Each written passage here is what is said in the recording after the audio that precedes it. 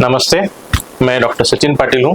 मैं सह्याद्री हॉस्पिटल नगर रोड पे consultant nephrologist और ट्रांसप्लांट फिजिशियन हूँ। मतलब मैं डायलिसिस, किडनी के रिलेटेड कोई भी बीमारी है उसके रिलेटेड का इलाज, ट्रीटमेंट, डायग्नोसिस, इन्वेस्टिगेशन सब और ट्रांसप्लांट, किडनी ट्रांसप्लांट, इन चीज़ों का ट्रीटमेंट करता हूँ।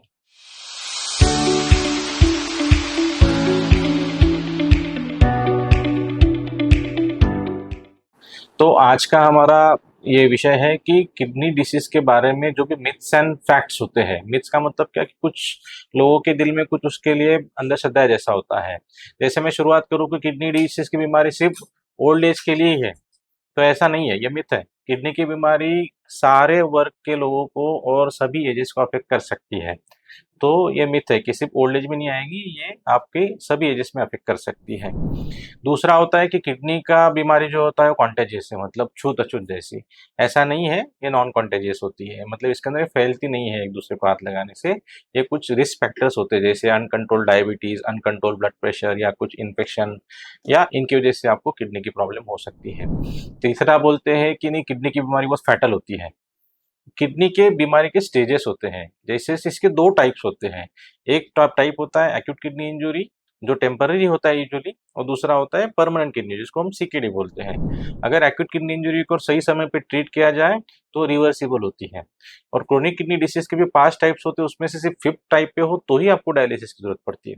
अब डायलिसिस के बारे में बोला ही है, तो डायलिसिस के बारे में हमेशा जब भी मैं बात करता हूँ तो पेशेंट बोलते हैं डायलिसिस माने जिंदगी खराब। ऐसा नहीं है। डायलिसिस भी आपका 2 तरीके का है, टेम्परेरी और परमानेंट। तो जब एक्यूट किडनी इंजरी होता है तो उसके अंदर डायलिसिस लगता भी है 3rd स्टेज में, तो बहुत बार वो रिवर्सिबल होता है। सिर्फ 10-20% केसेस में ही वो लॉन्ग टर्म जा सकता है। और परमानेंट किडनी इंजरी मतलब जिसकी किडनी परमानेंटली फेल्योर है, जिसका क्रिएटिनिन जो किडनी का मार्कर होता है, वो अगर आपका किडनी फंक्शन 10% से नीचे जाता है, तो ही फिर आपको लॉन्ग टर्म डायलिसिस की जरूरत लग सकती है। और एक मिथ है कि जब हमेशा होता है सर एक किडनी फेल है कि दोनों किडनी फेल है। क्रिएटिनिन आपका तभी बढ़ेगा जब आपका किडनी का परसेंटेज फंक्शन वो 10% से नीचे आएगा तो दोनों किडनीज पे लोड आता है तभी आपको डायलिसिस लगती है। और एक मिथ है जो इंडिया में हम हमारा देश इस मामले में सबसे पुअर है। हम आबादी में तो सबसे आगे वर्ल्ड नंबर 1 है, लेकिन ऑर्गन डोनेशन माने में हम सबसे नीचे हैं। कि ऑर्गन डोनेशन लोगों के दिल में पता नहीं क्या मिथ्स है, बट लोग डोनेट ही नहीं करना चाहते। लोगों के अंदर डर फैला हुआ है कि ऑर्गन डोनेशन से मेरी किडनीज फेल हो जाएंगी। ऐसा बिल्कुल नहीं है। जब भी आप किडनी डोनेट करते हो तो उसके पहले आपके कम से कम 40 से 50 टेस्ट किए जाते हैं, 10 डॉक्टर्स का फिटनेस लिया जाता है। इसके अंदर अगर किसी भी टेस्ट के अंदर या किसी भी डॉक्टर के फिटनेस के अंदर कुछ प्रॉब्लम आती है, तो आपको डोनेट नहीं करने दिया जाता। और सपोज़ मान लो आप ये सब टेस्ट पास भी करते हो, आप डोनेट भी करते हो, तो हम ये मेक श्योर करते हो कि आपको आगे की ज़िंदगी में कोई प्रॉब्लम ना आए। तो किडनी डोनेशन सेफ होता है।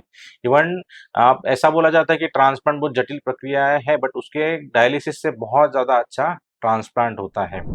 और दूसरा एक होता है कि मतलब सिंगल किडनी अगर किसी को है, भले वो ट्रांसप्लांट को किसी डोनेट करने के बाद हो या जन्म से आपको सिंगल किडनी हो, तो सिंगल किडनी पे नॉर्मल ज़िंदगी जी सकते हैं, ठीक है?